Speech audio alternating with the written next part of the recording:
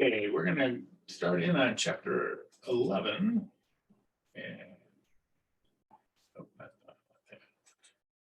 chapter 11, handout. It's all about the equity section.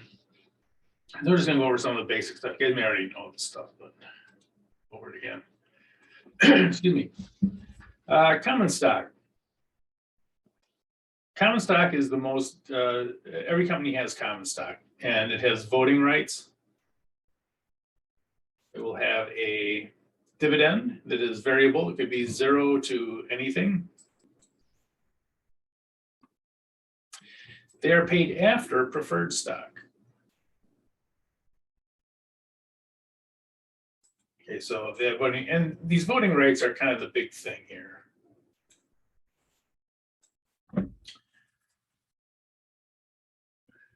And by the way, this is why every company has to have common stock. Somebody has to have voting rights, because if you go down here to preferred stock, they generally don't have voting rights. Now, they don't have any voting rights. So you say, well, why would you want that? Well, what they do have is a set dividend. So the dividend gets paid out, and as long as there's a dividend declared, they will get paid. And so, and they get paid, they have preference to the dividend, so they get paid before common stock.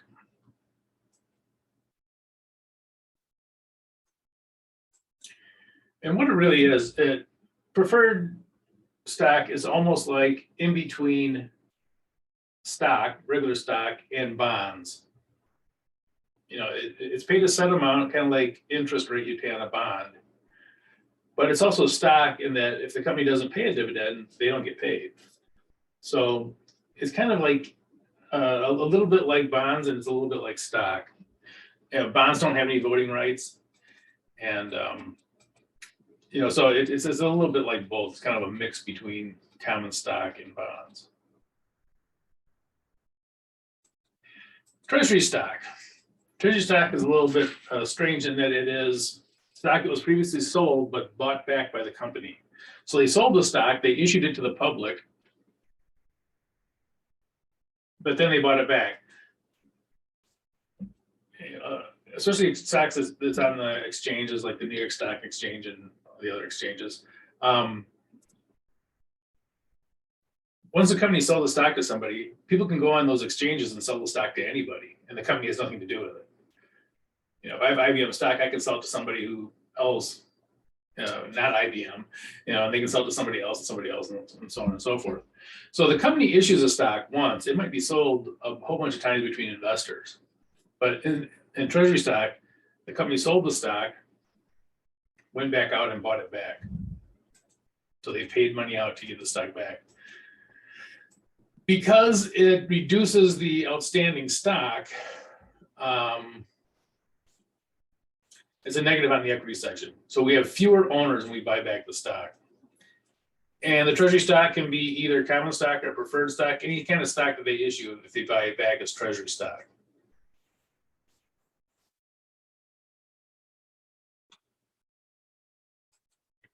Okay, par value. Par value, look at the spacing on this thing. I'm sorry. I'll fix this before I send it out.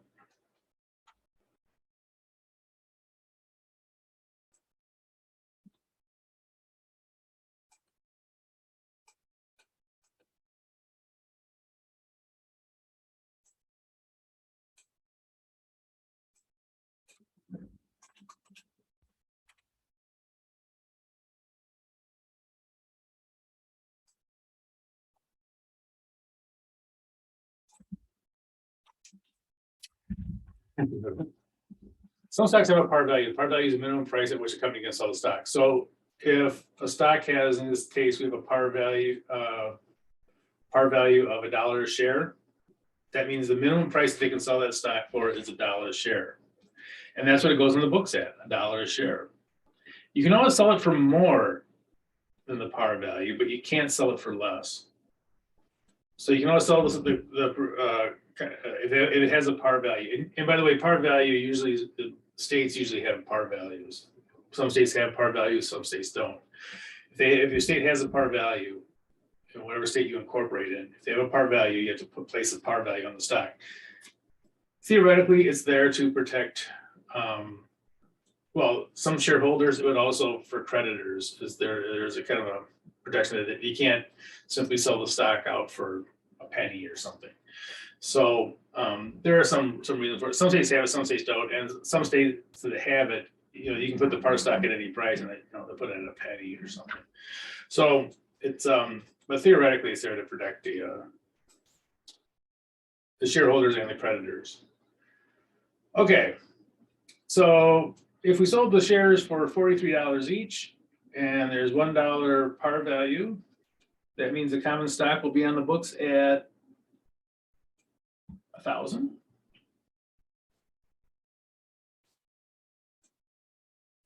Let's not do that.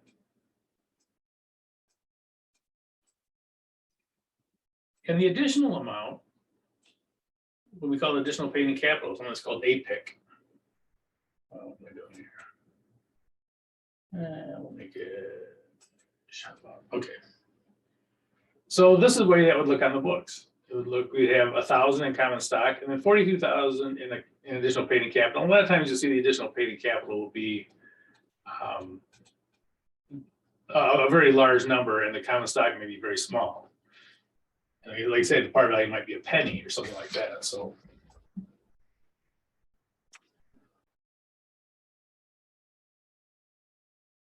okay. Forward stock split, 3-for-1.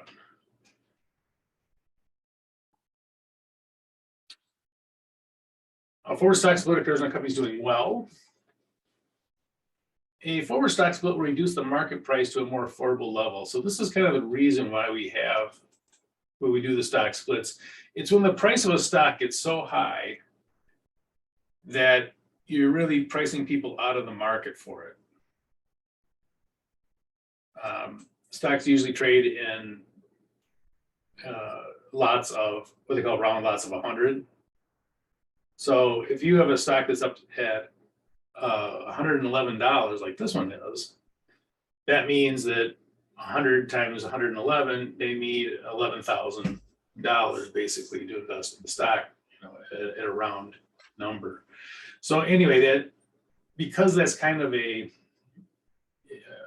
it's kind of a lot, you try to knock it down to a level that more people can afford. So a lot of times they'll split the stock when a company's doing really well. Now they split it 3-for-1. So for every 1 share of stock you have, you'll get 3, but now the par value is going to get split by 3.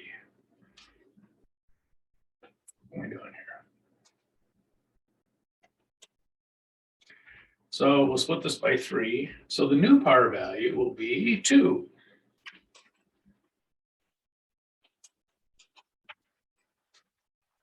Number of shares outstanding. Well, every one of these shares turns into 3. So we're going to multiply times 3. So that'll be 90,000.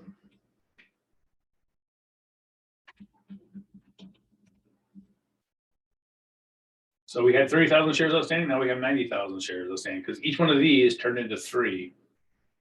The market price will drop. Why do you keep doing that? Stop that. No. I must have some kind of a hotkey or something on my keyboard. Okay, so we divide that by 3, so it's $37. So after the split, you'd be looking at something like this.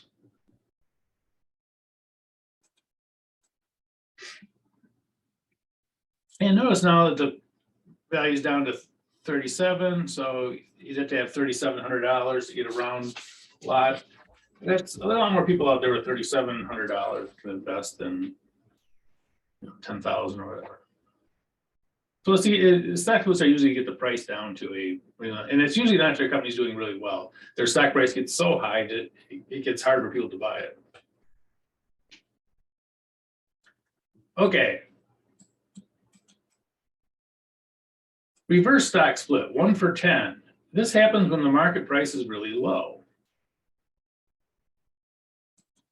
So you can buy round lots of, of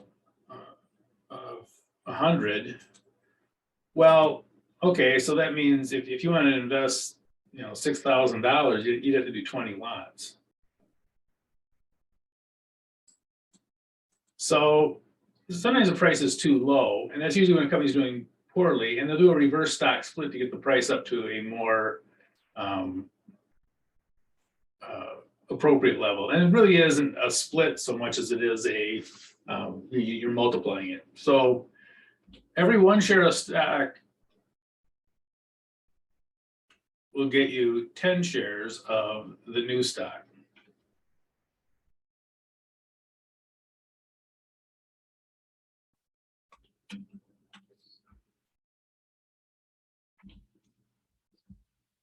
I did that backwards. Every 10 of the old stock will get you 1 of the new. I don't know why I'm multiplying 10 times 1, but okay. Number of shares outstanding will be reduced.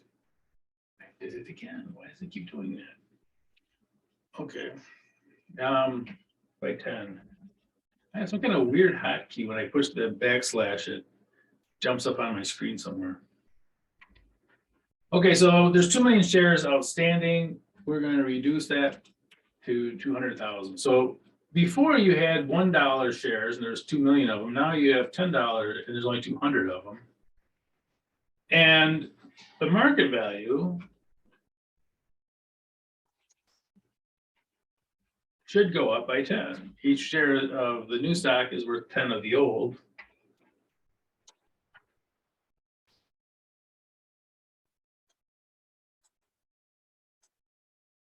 So you kind of seeing, looking at these 2 companies here, one was doing well, one was doing not so well. But after their splits, they get kind of into a price range, $30 a share. This is around $30 a share. So, it kind of gets it back into a reasonable trading range. And again, most of the time is because of this. It's the market price that they're kind of trying to get into a reasonable level so that people can buy it. Either your stock is too low or it's too high. You can use a split to kind of adjust that.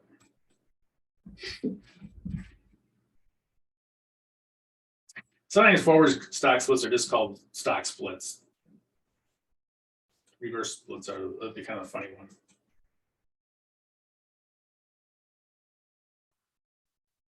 Okay, just some terminology stuff. You'll find the income statement called different things. Results of operations. Now, these all mean the same thing. Doggone. Sorry. Let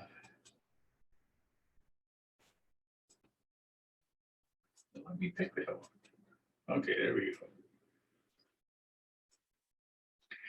Earnings statements. I mean, earnings and income are the same thing. Sometimes you see a balance sheet called the statement of financial position or the financial position. So financial position is the same thing as too dark. Let's go up one. Okay. Time frames for the financial statements.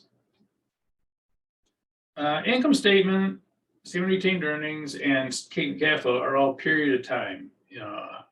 How much income do we make for last month? How much income do we make last quarter? How much income do we make last year? So these are all for a period of time. The odd duck is the balance sheet. It's for a point in time. So it could be last day. For example, end of the year for a lot of companies, 12/31. Is at a point in time. How much cash do we have on this date? If you look at the period of time, your cash can go up and down, but the balance sheet says on this date, how much cash do we have? How much accounts receivable do we have? How much accounts payable do we have? So is that a specific date?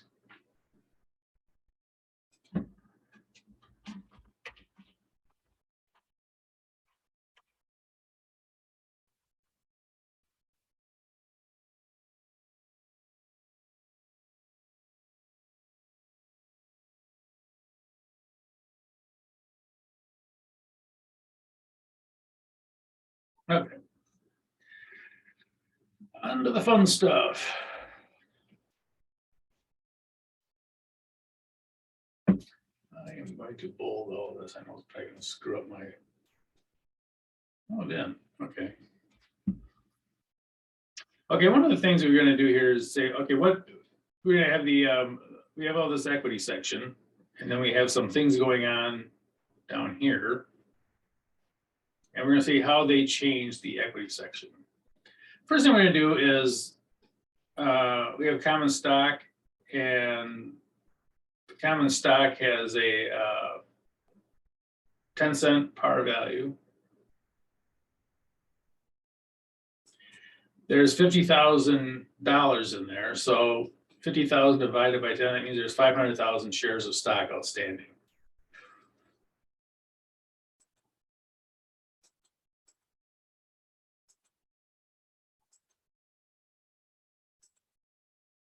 I have got to stop clicking on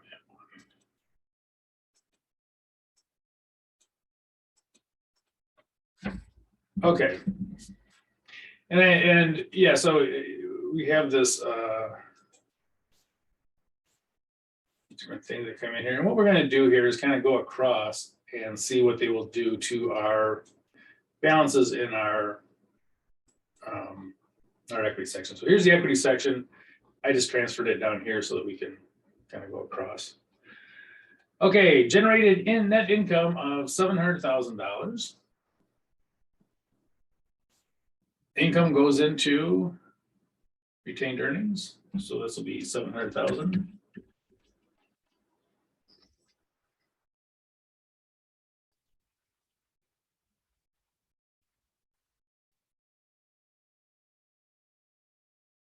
So that's number one.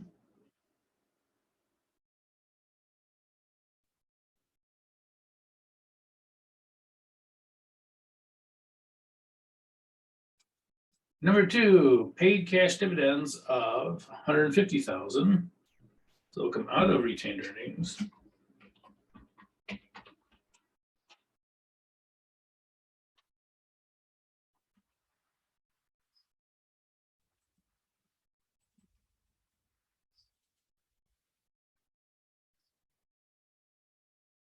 Purchased 10,000 shares of common stock at $30 per share. Okay, so 10,000 times 30. Shouldn't be dollar amount, that should be as regular.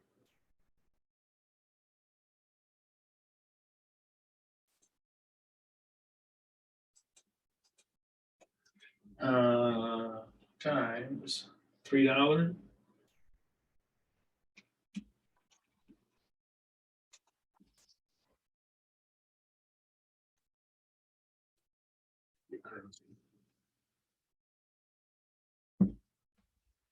Equals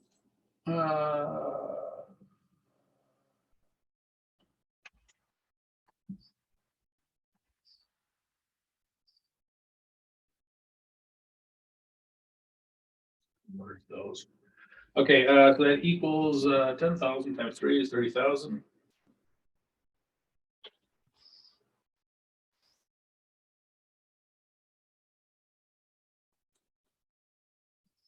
Okay, so treasury stock. Now, treasury stock is a negative. So this will be minus 30.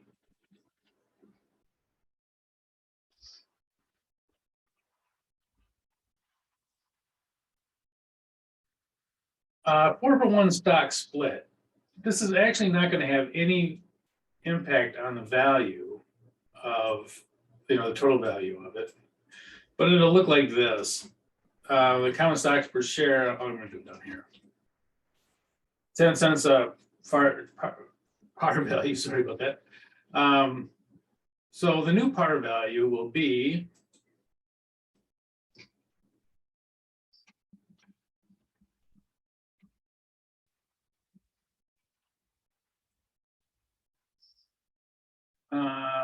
four times 10 cents is 40 cents.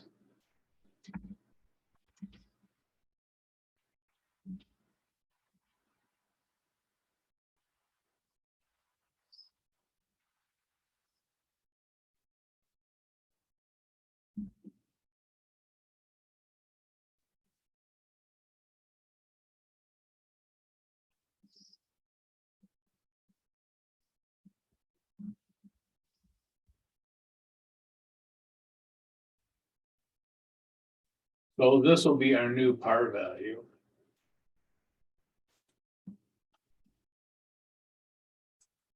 And the shares outstanding will look like this.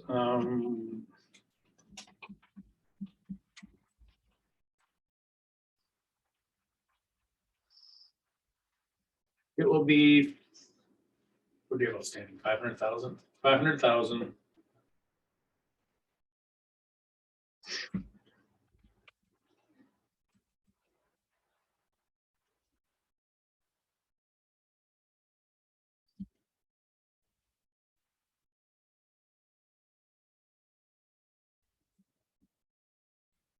Divided by 4.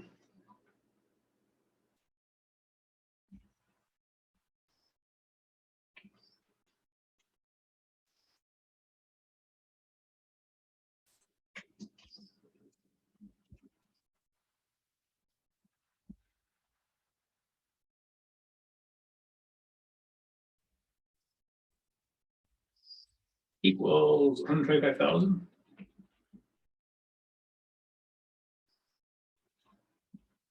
Okay, so if you took 125,000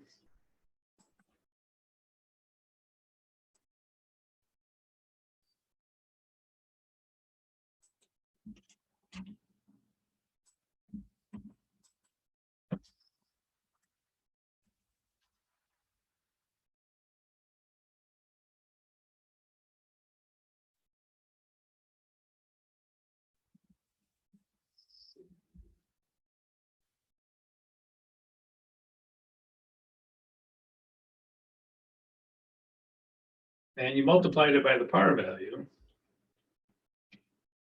you should say new par.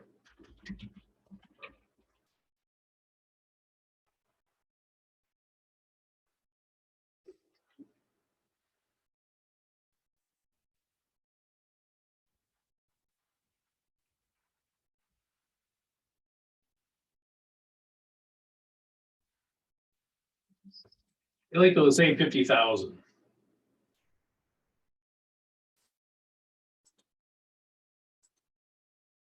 So this 50,000 will be the same as that 50,000. So this one will actually have no impact on the changes there, but it will, but the par value will now be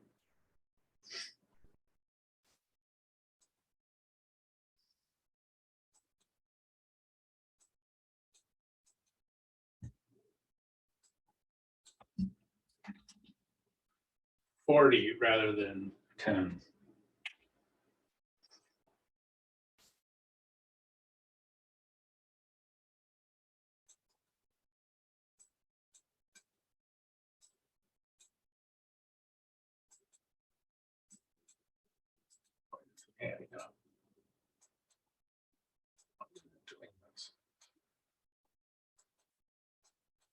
I know something's not working.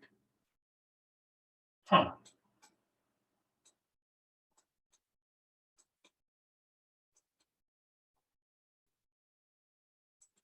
Okay, new plan.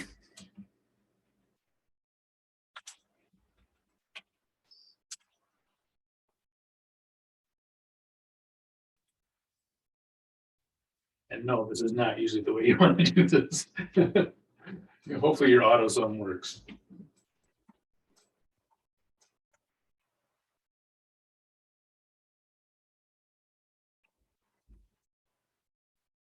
Does AutoSum work? Hey, this AutoSum does work.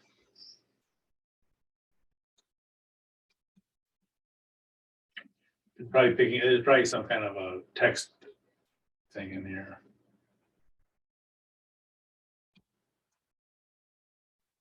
Okay, so this would be our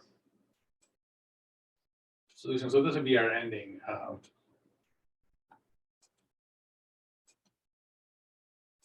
equity section.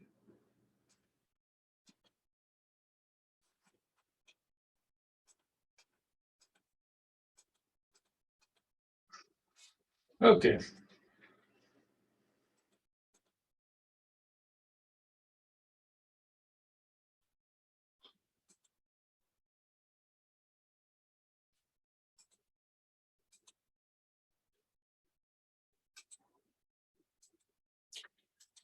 Section 2. Similar one. I think this one in the book. I think is a little bit different format. It's the same thing as before, except that instead of going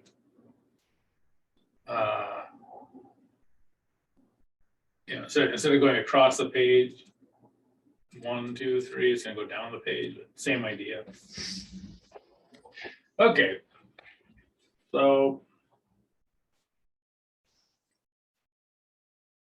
all right, let's jump right into it. Paid dividends. No.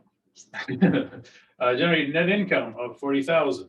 So our retained earnings will go up by 40,000.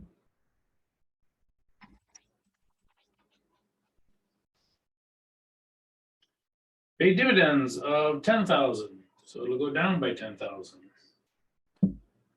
Retained earnings.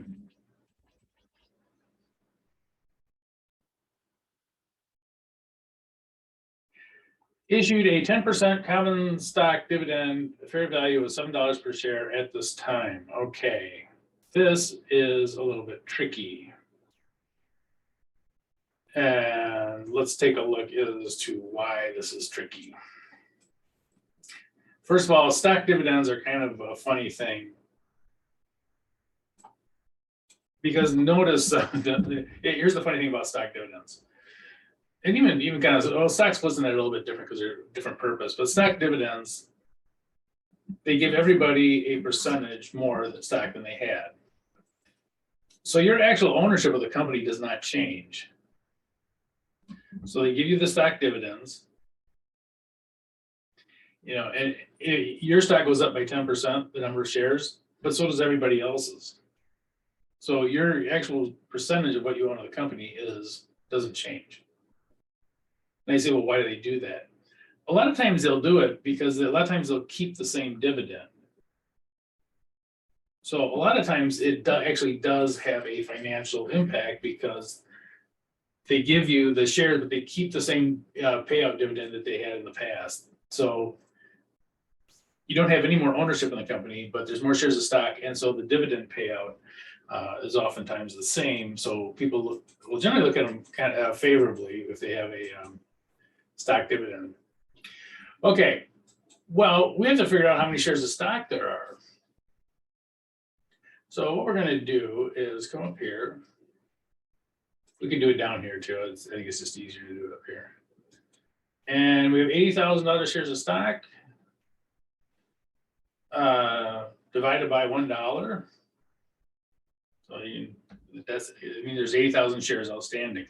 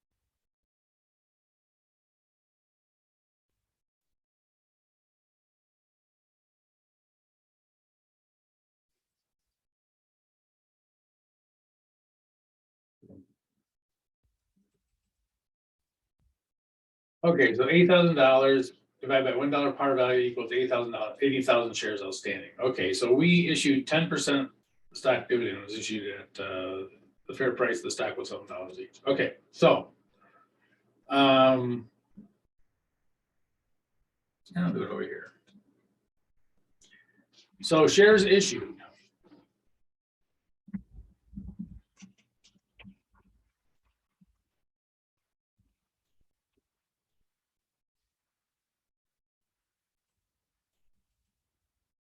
$80,000 times 0.10, 10%.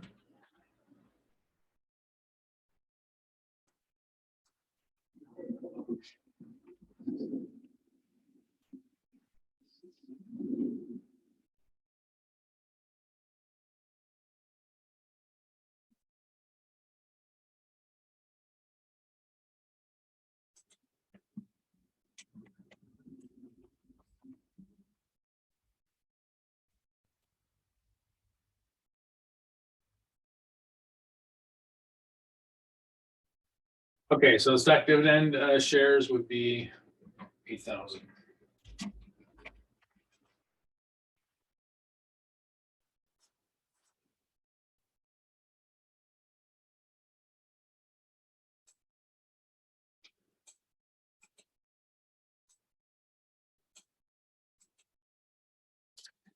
And I might as well do the math here. So times the par value. Par value is 1.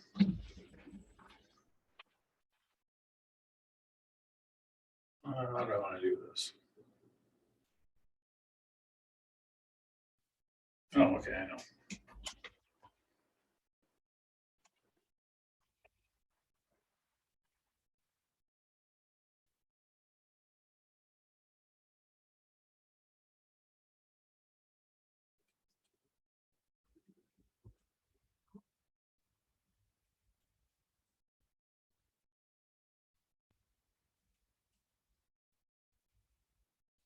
There's no paid in capital. The market price was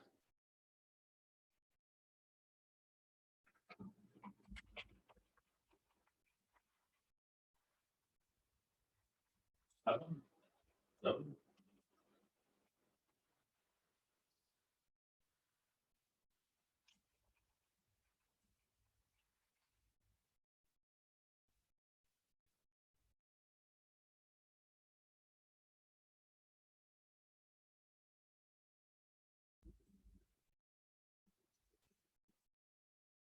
So the additional paid in capital would be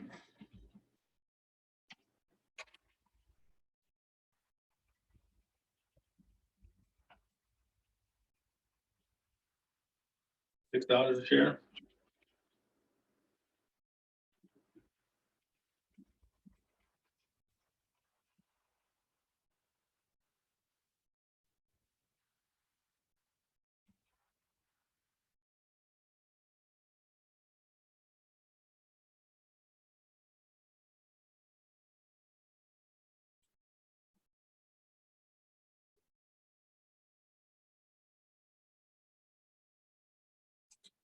Okay, so we're gonna take 8,000 times 1 for the common stock. Let's see what number is that? Number 3. Okay, so I'm gonna take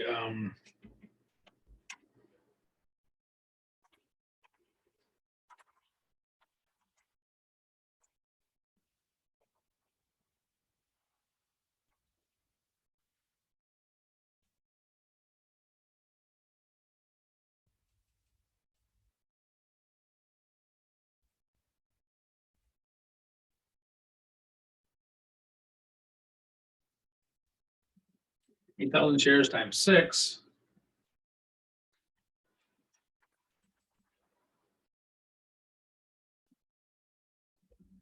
So that will be added to it.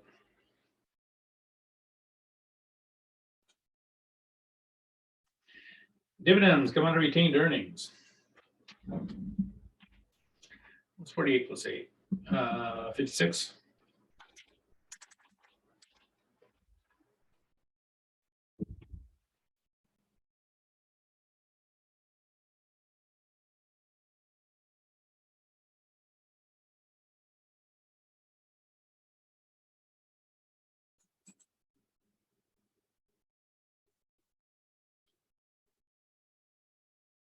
Okay. Number 4, declare a 2-for-1 stock split. That's not going to have any impact on the totals, but a 2-for-1 split will mean that the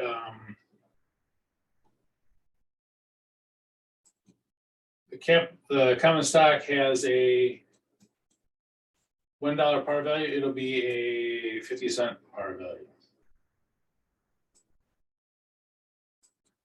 Okay, converted. 1,000 shares of convertible preferred stock with a value of 50,000 into 3,000 of common stock. Okay. So they had a book value on the preferred stock of 50,000. So we have to take 50,000 out of preferred stock. They got 3,000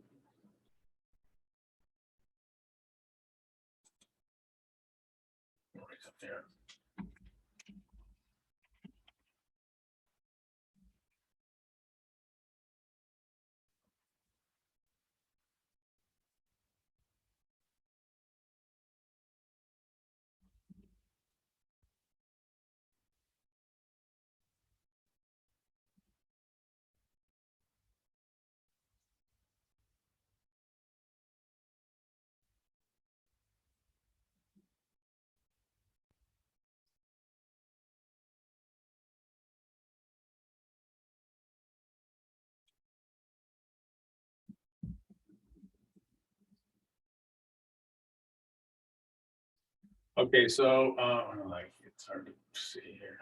So the new par value is 50 cents per share. Okay, so common stock, 3,000 shares. Oops.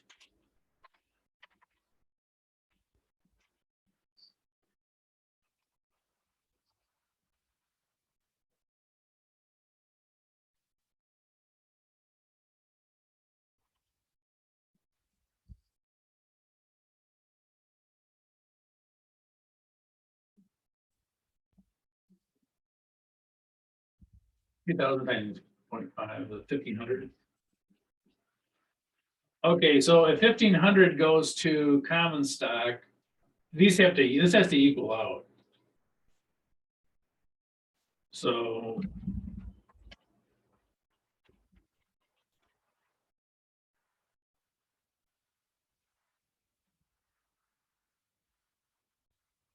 what is that, 48,500.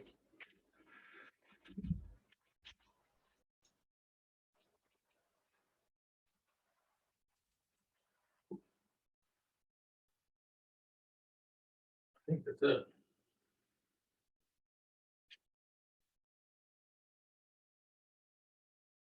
Okay.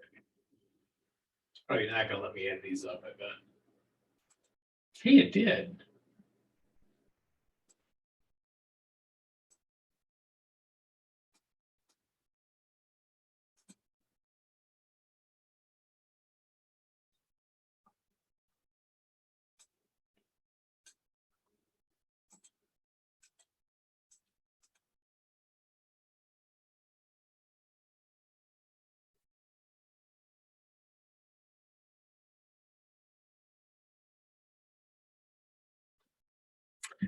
So that's it. By the way, there is something a little unusual about this problem, and it is that there's negative retained earnings.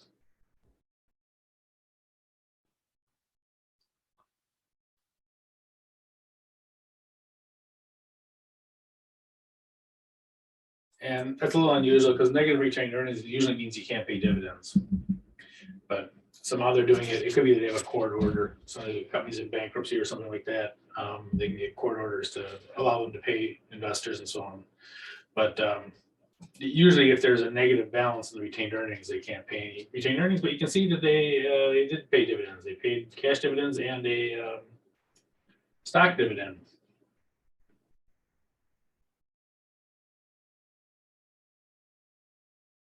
Okay.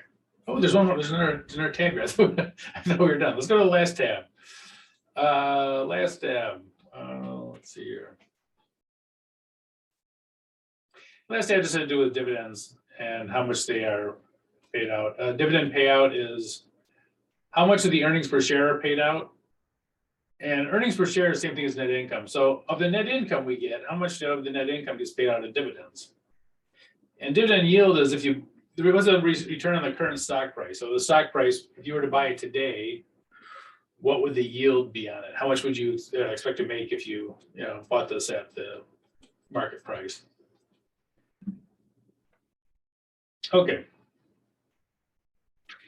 And here are the formulas. So dividends per share. So year one, let's just plug them in. Dividends per share. Earnings per share. Okay, so they're paying out about 3% of the dividends. That's pretty low, but at the same time, it might be that they're reinvesting quite a bit in the company. Okay, dividends per share. And market price. So this is a very low payout. Oh, yeah, very low payout. But you got to remember that this is they're making $1.33. Only 5 cents is getting paid out of that. So the actual return to these investors is actually a lot more than the dividends. It's getting this other money is getting plowed back into the place. A lot of times you'll have this for companies that are growing, especially if they're growing fast, they will have very low dividends or zero dividends. For years, McDonald's had zero dividends because they're making something like 20% on their reinvestment. So you can pay out the dividend and someone could put it in the bank and earn 1%, or leave it in the company and make 20%. So even though they pay 0 dividends for years, people love their stock because the value of it was going up so much. Okay.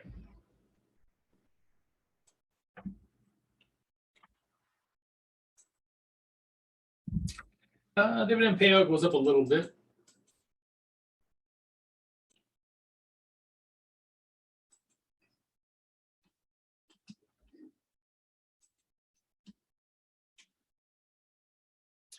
And dividend yield goes up a little bit.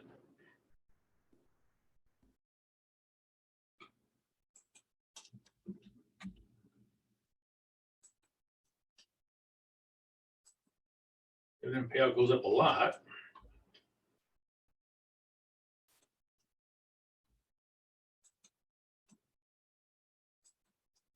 And yield goes up a little bit. So it looks like their dividend, well, they doubled the dividend.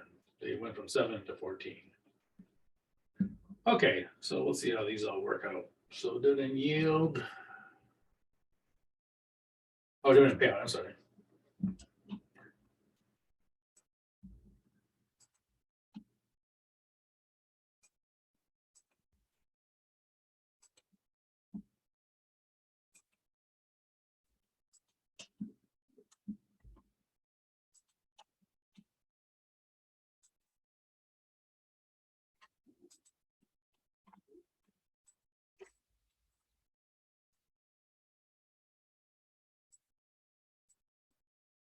Okay, so dividend payout's going up, dividend yield's going up.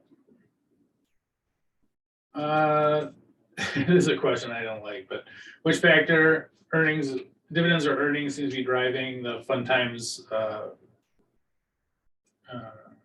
shares price movement? Kind of hard to say. There could be so many factors that do the price, but it isn't just earnings or dividends. But yeah, it looks like they both went up a little bit more than you'd expect. But if you had to look at the price versus the dividend increase and the earnings per share increase, you'd probably get a rough one. So let's go from year 1 to year 3. Okay, year 1, 14 divided by 5, it went up by 2.8 times.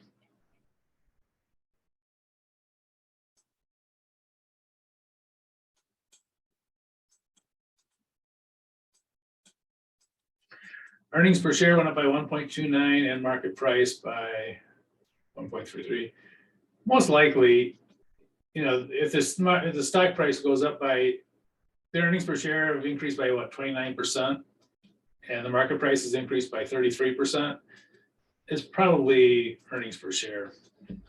But again, it could be a lot of different things.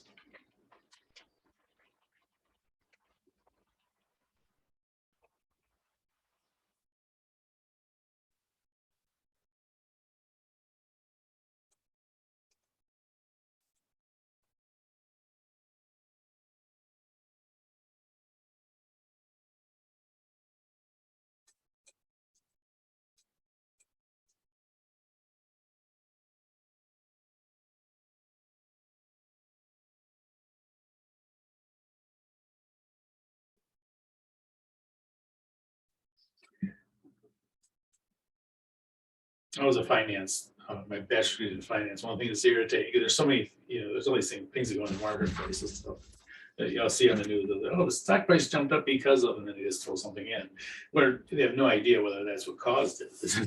Oh, the stock price jumped up because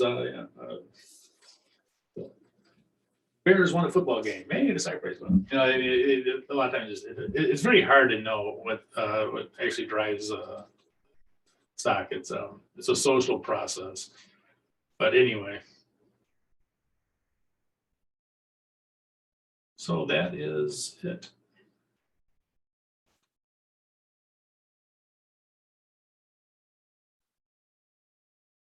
Here, should I zoom in?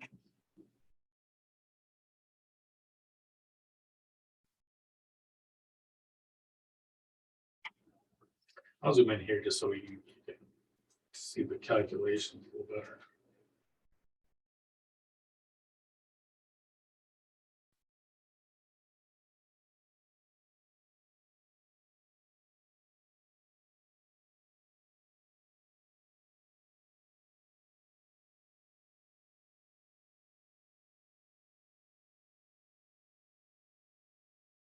Okay.